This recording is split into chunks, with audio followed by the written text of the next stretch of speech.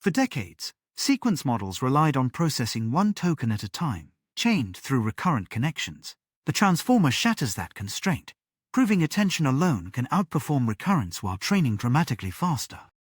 Recurrent networks face a fundamental constraint. Each token must wait for the previous one to be processed. This sequential dependency blocks parallelization and makes learning long-range patterns computationally expensive, especially as sequences grow longer.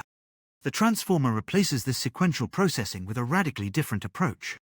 Self-attention computes relationships between all positions simultaneously, capturing global dependencies without sequential hops.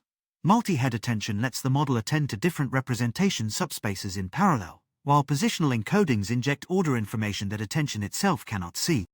The attention mechanism scores how much each position should focus on others through dot products, scaled to maintain stable gradients. Multiple attention heads run in parallel, each discovering different aspects of the relationships between tokens. The architecture needed to prove itself against established benchmarks. On the WMT 2014 translation benchmarks, the transformer achieved a BLEU score of 28.4 for English to German and 41.8 for English to French. These weren't marginal improvements, they were new records set while requiring significantly fewer training flops than competing architectures.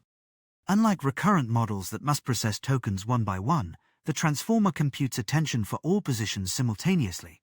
This architectural choice transforms sequence modeling from a sequential bottleneck into a massively parallel operation, connecting any two tokens in constant time regardless of their distance. The authors acknowledge boundaries to explore, applying transformers beyond text, introducing local attention patterns for extremely long sequences, and developing effective transfer learning strategies, all represent promising directions that the architecture's flexibility could support.